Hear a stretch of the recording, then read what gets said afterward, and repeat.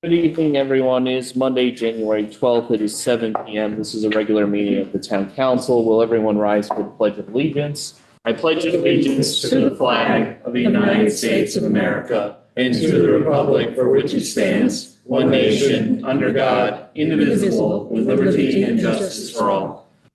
The following Town Council members are present in chambers: Gagnon, Kohut, Mauer, Lapellis, Formicella, Wales, O'Rourke, Duva.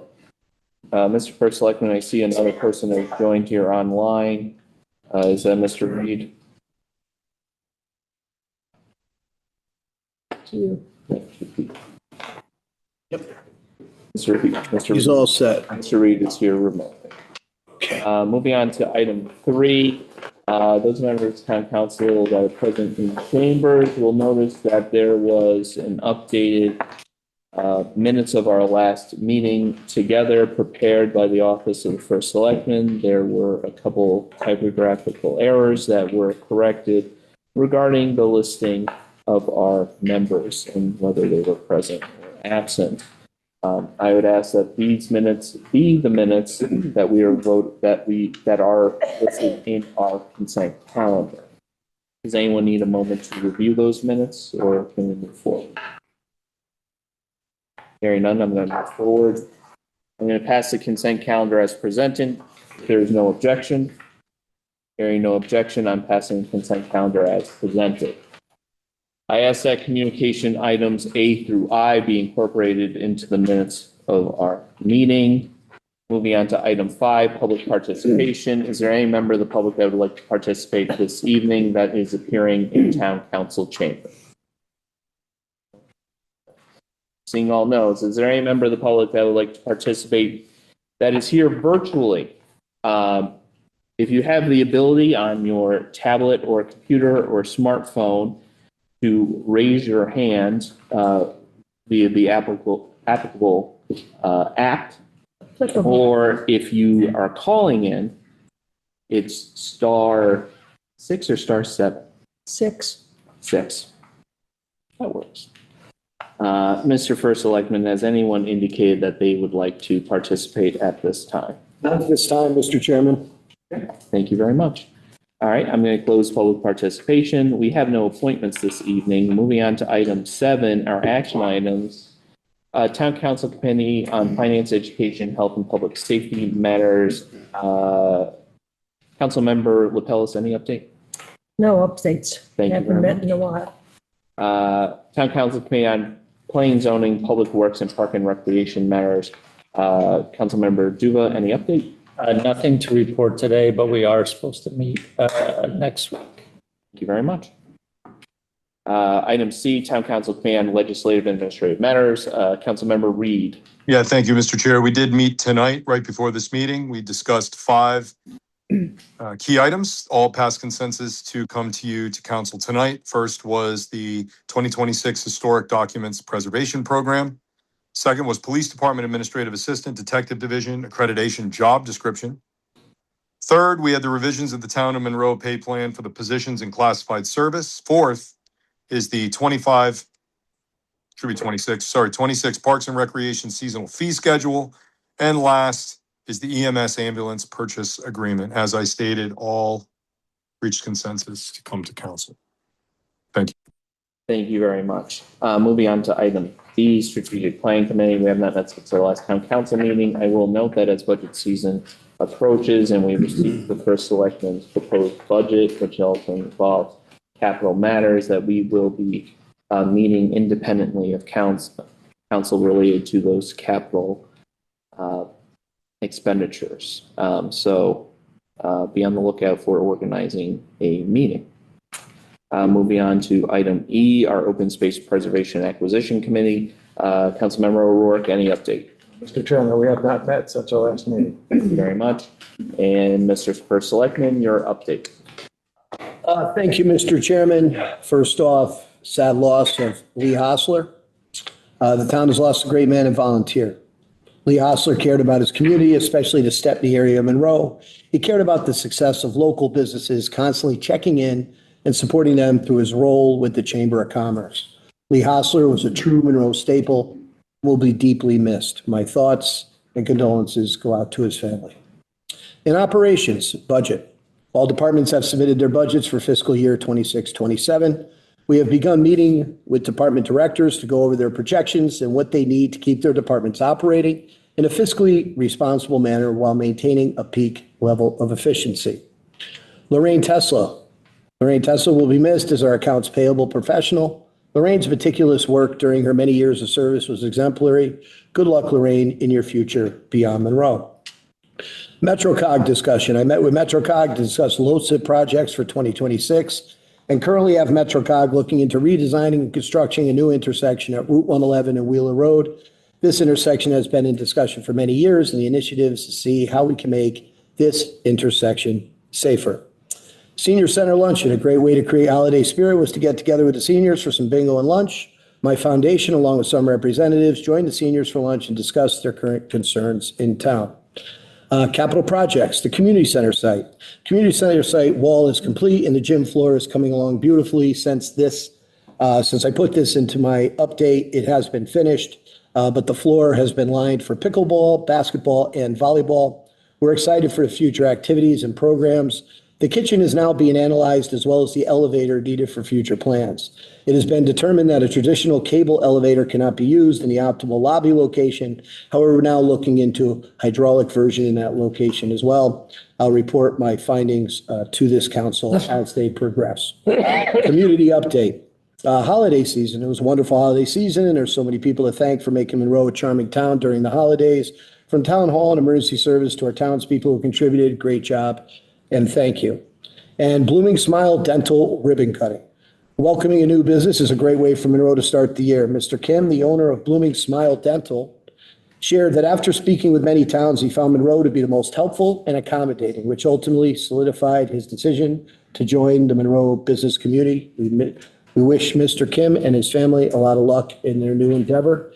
And that is all I have for today. Thank you, Mr. Chairman. Thank you very much, Mr. First Selectman. That's it for action items this evening. We have no matters of unfinished business tonight. Moving on to new business, item A. I move that the town council accept the following donations that individually exceed $1,500 to the Monroe Food Pantry, $2,000 from Nicholas Kapoor, $5,000 from Robert Farr, and then finally $5,000 to Project Warm from Robert Farr. Is there a second? Second. Second by Donaldin Wales. Mr. First Selectman. Thank you, Mr. Chairman. Very impressive as far as the donations with EMS. Obviously, the community appreciates your work and is showing it through their contributions. Thank you to all of you who donated any amount. Obviously, this is very helpful for them in their budget season, what they're able to do that's extracurricular beyond the budget. So as always, thank you for your donations. They're very helpful. The altruism is appreciated. Thank you, Mr. Chairman. Thank you to Mr. Kapoor and Mr. Farr for their very generous donations. Is there any other discussion on this item?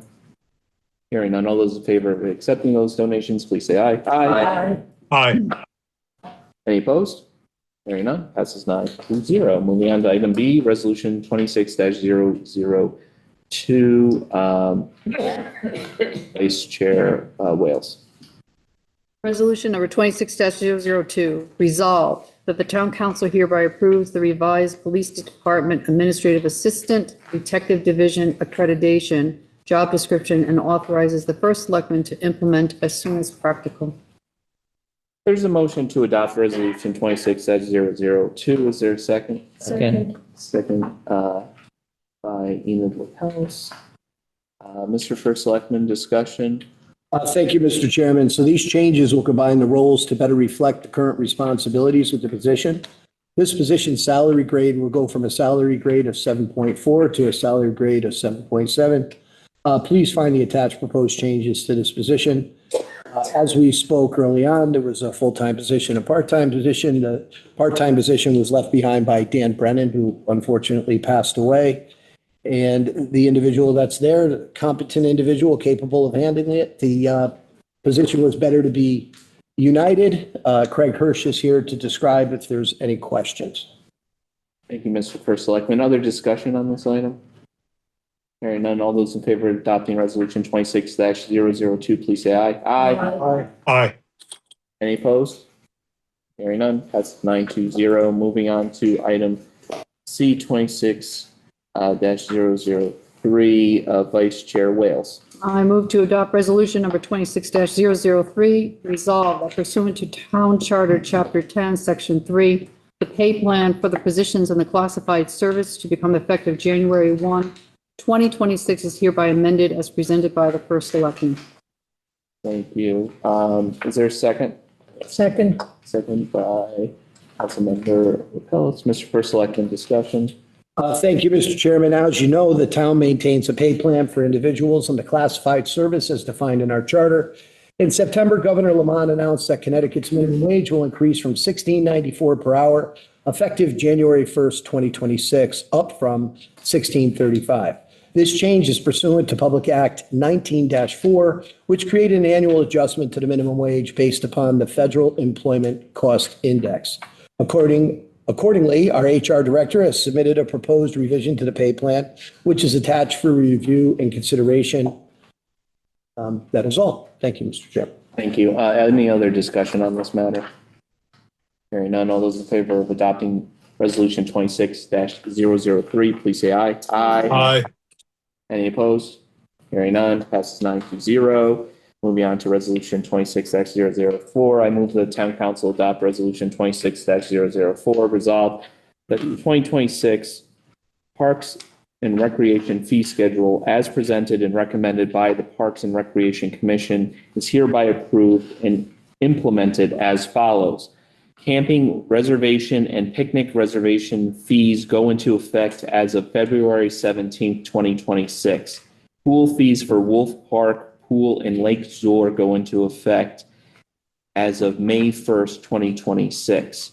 Great Hollow car entrance fees go into effect as of May 23rd, 2026. Massic pool fee structure goes into effect as of September 21st, 2026. Is there a second? Second. Second by Jason Mauer. Mr. First Selectman, discussion.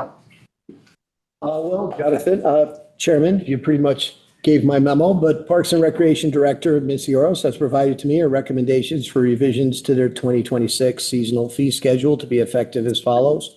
I will just reiterate what the chairman just said as far as those fee structures going into place. These recommendations were further reviewed by the Parks and Recreation Commission, which provided their recommendations at their January 5th, 2026 meeting. Thank you. Thank you. Chairman Stone or Missy, would either of you like to say anything? It's hopeful. Other discussion? Mr. Chair, Councilmember Mauer. they're not going to toot their horns, but I will. This includes something that I've been chewing Missy's ear off about, among other ideas for 8 years now, and I'm happy to see it coming to fruition. Not only are there no increases to residents throughout effective September of 2026, Monroe residents will be able to use the massive pool for free without any sort of fee. When we've looked at this in the past, it's always been an idea of mine that when we don't make a lot of revenue off of something, but can just provide that service anyways, why not just provide it? And we might see more use out of it. And I'm hoping to see that happen here. So thank you to Missy and to the commission for making that one vision come to fruition. So thank you very much for that. Any other discussion on this item? Hearing none, all those in favor of adopting resolution 26-004, please say aye. Aye. Aye. Any opposed? Hearing none, passes 9-0. Moving on to resolution 26-005, Vice Chair Wales. I move to adopt resolution 26-005, resolve that Terrence P. Rooney, first selectman of the town of Monroe, is authorized to execute and deliver on behalf of the town of Monroe the EMS ambulance purchase agreement and any associated documents by and between Northeastern Rescue Vehicles Incorporated, for the purchase of a new ambulance. Thank you. Is there a second? Second. I'll give it to Jason. Second by Jason Morrow. Mr. First Selectman? Thank you, Mr. Chairman. In September, the town issued a request for proposal, RFP, for the purchase of a new ambulance. 3 bids were received, one of which was determined to be acceptable by our EMS chief. Included for your review and consideration is the purchase agreement, RFP document, and proposal as submitted. The matter has been reviewed by the town attorney, who has provided his attached letter of opinion. And we do have the chief, Greg's here, to answer any questions if there are any. Thank you, Mr. Chairman. Thank you. Chief, just, yeah, it's got to pick you up. I'm sorry. You're probably too far back.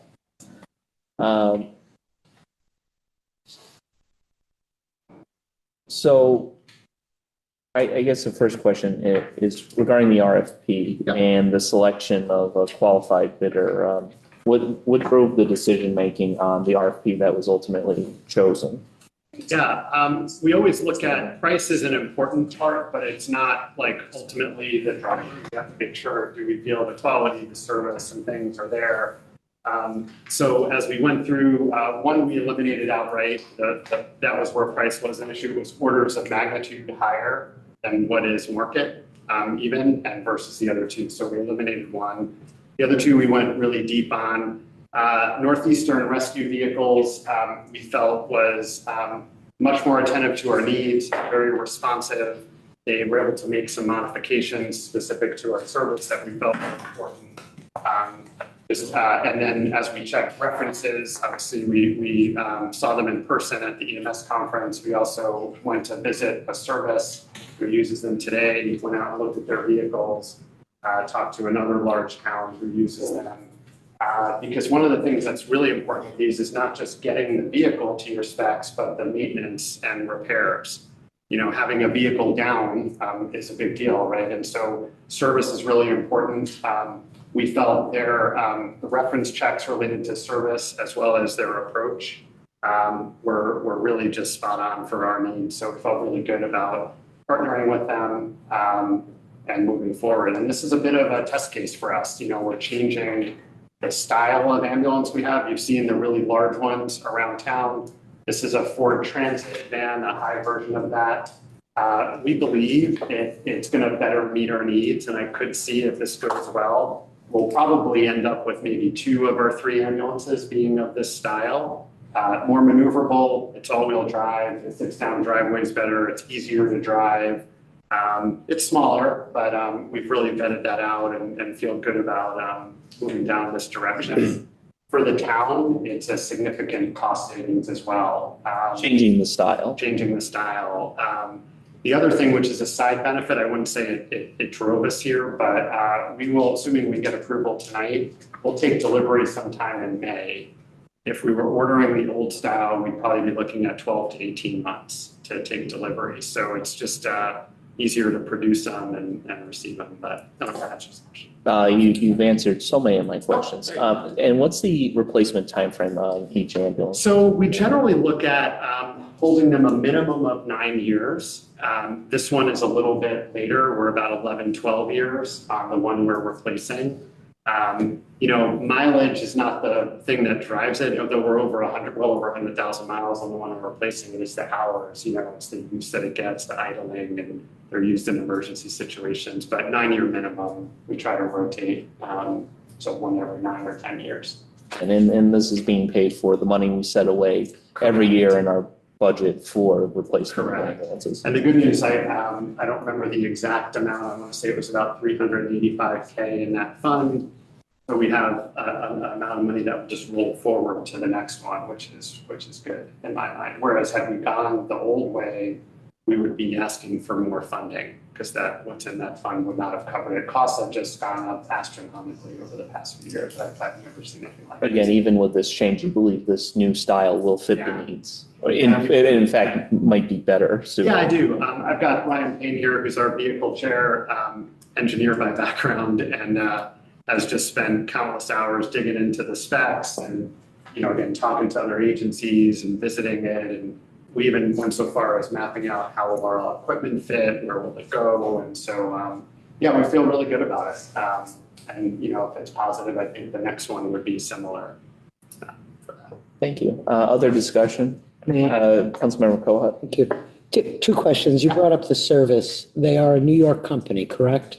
They are. So how do they do their service? Yeah, so they're up in Syracuse, so that was originally something we had to look into really carefully. They do a couple of things.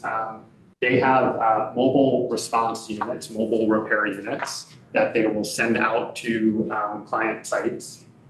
Most repairs that require the dealer, they can do through those repair units. If the vehicle has to go back to the dealer, they have agreed to pick up and deliver back to us at no cost. So they will come out and do it while it's under warranty, which is a minimum of 3 years, depending on what it is. Some warranties go 180 months, depending on what system it is. But we thought that was a really important thing for us. They also have a partner that's a little bit closer. Right, I think that was in Rhode Island. If it's something, you know, that requires a dealer, maybe they want to get it more closer, they'll help and service it. But the other benefit is, if you think about the ambulances we have today, it's a Ford chassis, so Ford cab and chassis, and then the box that sits on it's all custom, fabricated by the manufacturer. This is a Ford Transit van, right? So the van itself is the van, and they're modifying just the interior. So, you know, what we've heard and what we think also is most of the things that might go wrong are probably Ford related, and if that's the case, it's going to go to Ford in Bridgeport. If it's something minor like an electrical, light, you know, heating controls, odds are their mobile service unit will just come on site and be able to fix it, and barring that, they'll pick it up and bring it to Syracuse and go back. One other question. Yeah. And forgive me if I missed it in the No. specs. Is there a reason that it's not an all-wheel drive? It is an all-wheel drive. It is. I did yes. miss that in the It is, spec. yeah. Thanks. Yeah, we like that here, just for obvious Yeah, reasons. no, for obvious reasons. Yeah. When I didn't see it in the specs, I thought, Okay, thank you. Any other discussion on this thing? I just had a question. Well, I saw Mr. Merrill. Mr. Merrill, go first. Just, I know in the past, sometimes we have had the opportunity to just replace the box. Yeah. So that will go away with this, correct? Good. The interesting thing, that was originally part of our plan. What changed during COVID though, and since, is the economics of that are not as favorable as they used to be. To give you this will be a ballpark, like don't quote me, but we'd probably be looking at about $150,000 plus to get a new chassis, take the box off the old one and put it on the new chassis. But the rub is they don't do that as a guarantee anymore. Okay. So what'll happen is they'll quote 150K, and as they start taking things apart, if it needs repair and replacement, those costs go up. It's not like it used to be where, you know, 80, 90 grand, you're into essentially a new truck, and just everything has gotten so much more expensive. So we felt it actually is better to get something brand new than try to jury rig that at this point. No, that makes sense. I know the last time that we did it, it was around 86,000, I think. Yeah, So the fact that it's increased as much, yeah, certainly stomach. Yeah, the other thing, just to point out, if we were to do that, we're at the point where we have to buy a new stretcher and loading system. We usually move those once from one ambulance to another. When they hit about 15 plus years, their end of life, that is about 60 grand. That's embedded in this price here already. So we're getting a brand new stretcher and power load. Councilmember Juvo. Thank you. On the plans and specifications part, there's a bunch of items, most of them checked yes, but a significant amount checked no. Where does that even come from, and does it matter if they don't? Looking at the original RFP. I think so. Yeah, so what happened was when the original RFP was submitted, there were some things that this particular dealer, and we had a really, by the way, their proposal was excellent. But this particular manufacturer and dealer, they just do some things different ways. We did go line by line with those to make sure we were okay with it. In most cases, it's just not the exact way something was written. They just have a different way. What we ended up with though, and it should be in your packet, there's a sales agreement proposal that reflects the outcome of all the discussions, and the contract that Frank drafted basically wraps around the proposal agreement, which has all the drawings and all the final specs, and also encompasses the language from the RFP as well. So, so we did go line by line there and work with those. Okay, so the things you checked no, you're okay with because they were probably addressed outside of this stuff. Okay, thank you. Thank you. Any other discussion? Yeah, just Mr. Chairman, really quick, I just want to thank EMS, Craig, and your leadership in this. There was a lot of diligence that you went through to decide to go this route. And very rarely do we, in municipal government, get a situation of what I call a win-win. We win because we save money. We also win because it's a vehicle that's going to work better. So to me, I know the amount of time and energy that you and your staff put in to make this happen this way. And I really appreciate that articulate approach. So thank you. Again, I have to give props to Ryan. There's a lot of, like you said, there's a lot of work that goes into even issuing the RFP, and Ryan did a phenomenal job there helping us work through that. So, Any other discussion? Just one other question, and this is really my, Promise? You promise? I never promised. Okay, that's all right. That's all right. Things pop into my head, and I meant to ask it. Go ahead. I don't know what it's called, but the automated CPR machine. yeah. That fits Yep. in, it does. Yeah, in fact, it's one of the modifications that they're making. So that's called the Lucas. It's the CPR compression machine. We own 3 of them. It's a now. That just gets moved over, and part of what they're fabricating in the new ambulance is a place for that with a charging port. So that's one of the modifications that they made at no cost, no additional cost. By the way. Thank you. Any other discussion? Hearing none, all those in favor of adopting resolution 26-005, please say aye. Aye. Aye. Any opposed? Hearing none, passes 9-0. Thank you, I'll Craig. just say thank you very much for the support. Thank you. We have no unfinished matters of unfinished business. We have no unfinished matters of new business. There is no second public participation this evening, and I am adjourning this meeting at 7:27 p.m.